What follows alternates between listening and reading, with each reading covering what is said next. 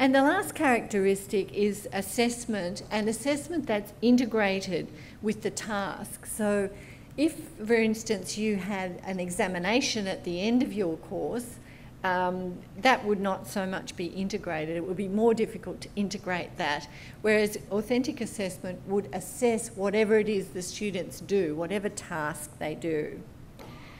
And there's many examples of the ways that we can use authentic assessment. Now, of these tasks, my research colleague Tom Reeves says that, of these characteristics rather, that it's the task that matters most. The task we set students is the one thing that you can do to change pedagogy and possibly improve learning using the technology.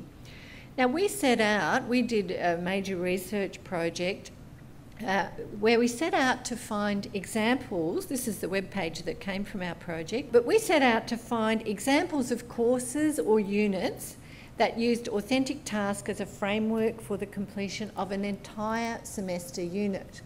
So if you think about that, we're not going to find too many of those, where one task comprises what the students do over the whole semester.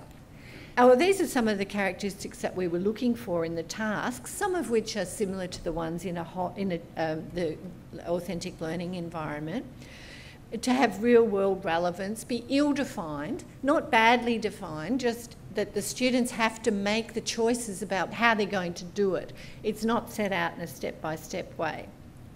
That students would work on it over a sustained period of time from different perspectives and with collaboration, with opportunities to reflect, integrated across different subject areas, not necessarily formally that way, but knowledge that they used in their course could be used in other courses.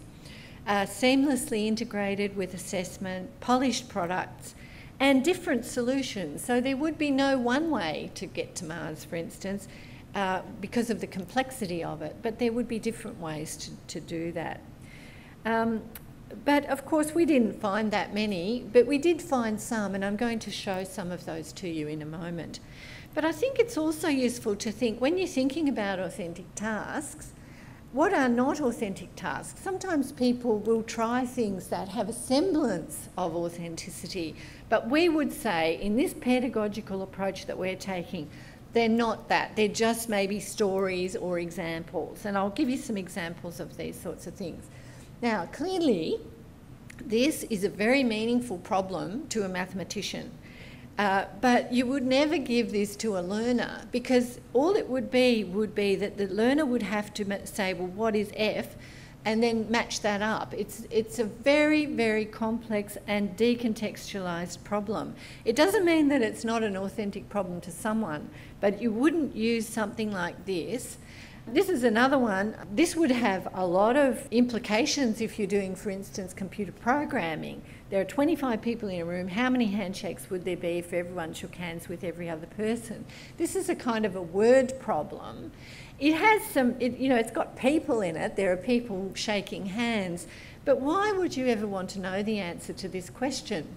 Why not set it into a realistic kind of a situation? Thematic approaches can be quite popular, particularly in schools.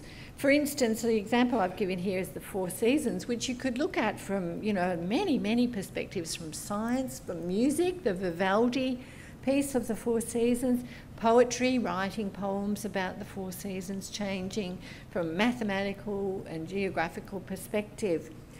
But unless you have a genuinely polished product at the end of it, something meaningful. For instance, you could make this very meaningful by getting students to create a website on the Four Seasons for a particular group, maybe for students who are younger than them. In doing that, they would then have a much better appreciation of the content that's actually going on within that thematic approach. And interestingly, and many of my colleagues don't like it when I say this, but most video games would not be authentic learning environments. And that is not all games. I do admit that many games do teach, and there's much tacit knowledge that comes from video games, but most games do not require a product. So in not having a product, the students have not really been able to put together something that represents their own work. They're being led through somebody else's ideas of what learning should occur. So just having a look at those characteristics, e-learning, all of these characteristics can be done fully online, in a fully e-learning environment. But the greyed out ones, collaboration, articulation, and coaching and scaffolding, are perhaps a little difficult to do online. So you could imagine collaboration. We do it. We have the technology to do collaboration online, where we get students, but actually it's interesting with different time zones, to get students to collaborate. That's one of the issues that I find is most difficult. But the ones that are bolded are very readily done with technology, where technology has really enhanced them. And then you look at face-to-face, many of these can be done very well in a face-to-face learning environment. But you'll notice I've faded out the authentic context and the authentic task, because I think technology is really wonderful for helping to set the scene for that. But when you look at this, really in a blended situation, without doubt, we have the best of both worlds. And I just wanted to have a quick look at, well, what do I mean by blended learning when I'm thinking about blended learning? I quite like the definition by Bonk and Graham in their handbook of blended learning. Blended learning systems combine face-to-face instruction with computer-mediated instruction. Very simple, straightforward, and that's exactly what I think of. I think of online as lacking the face-to-face component, and I could not imagine a face-to-face learning environment anymore that does not have some kind of technology in it. And in fact, Bonk and Graham came to the conclusion that all learning is blended learning. And when you think about fully online, you can get a face-to-face component with fully online as well.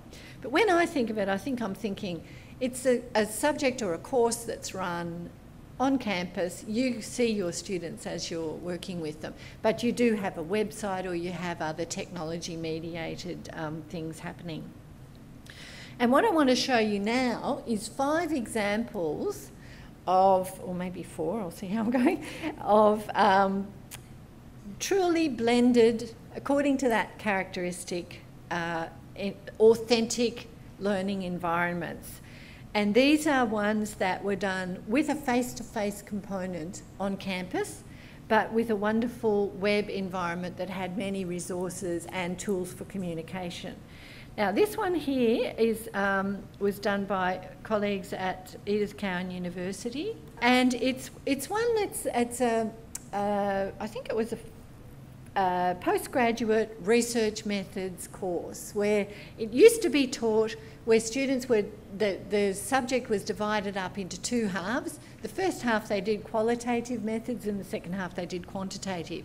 So instead of that, this time they learn research methods by vicariously looking over the shoulder of these 2 master's students.